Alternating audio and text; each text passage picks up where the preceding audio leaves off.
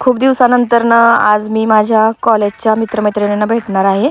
कामामुळे मला काही वेळ भेटत नव्हता आणि मयूरलाही सोबत घेऊन आलेले आहे. हा आहे आमचा मित्र अक्षय.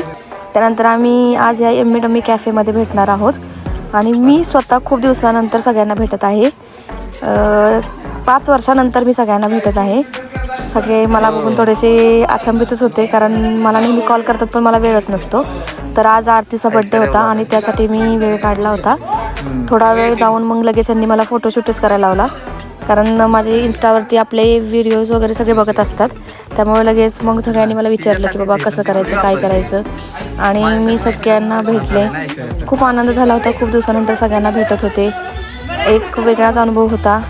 5 वर्ष म्हणजे खूपच लेट केला होता मी सगळ्यांना भेटायला, कारण माझ्या कामामुळे मला भेटतच नव्हतं. आणि नंतर आम्ही काहीतरी ऑर्डर करायचं होतं, त्यासाठी मला सांगितलं कर. मग आम्ही सगळ्यांनी आमच्या आवडीप्रमाणे काय हवं आहे ते घेतलं. सगळेजण माझी चेष्टा मस्करी करत होते. मी अक्षयलाही खूप दिवसानंतर भेटत होते, त्यामुळं मला खूप आनंद झाला होता. आणि त्याच्या चेहऱ्यावरतीही तो आनंद दिसत होता की मी आज वेळ काढला आहे सगळ्यांसाठी. ह्याचा त्यांच्या चेहऱ्यावरचा आनंद बघून मला खूप आनंद होत होता. सगळ्यांची विचारपूस केली. त्यानंतर आम्ही एक छोटासा व्हिडिओ तिचा बड्डे गर्लचा आम्ही म्हणलं घेऊया. त्यासाठी आम्ही रीलची तयारी करायला घेतली. सगळेजण मिळून रील कशी काढायची याचं प्रॅक्टिस करत होतो. त्यासाठी डेमो चालला होता की असं करूया तसं करूया, आणि प्रिपरेशन्स केले आणि फायनली डेमो व्हिडिओ शूट केला की बाबा हां हे असं करायचं आहे. आणि तिचा एक आनंद द्विगुणित करण्याचा आम्ही सगळ्यांनी मिळून प्रयत्न केला. आणि खूप दिवसानंतर असं काहीतरी वेगळं करून सगळ्यांना भेटून मला खूप छान वाटत होतं आणि त्याही सगळ्यांना खूप छान वाटत होतं. आम्ही सगळ्यांनी मिळून तिचा बड्डे सेलिब्रेट केला.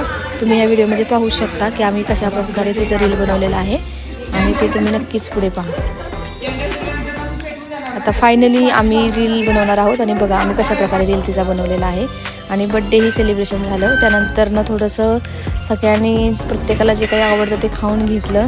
सगळ्यांनी एकमेकांची विचारपूस केली आणि मला खूप घाई होती, कारण मला बाहेर जायचं होतं. म्हणून मी पटपट आवरून शेवटी सगळ्यांना भेटून तिथून मला निघायचं होतं, म्हणून मी थोडीशी घाई केली. आणि फायनली आम्ही तिथून सगळेजण आपापल्या मार्गाने मार्गस्थ झालो. आठवणी. बाय बाय रे.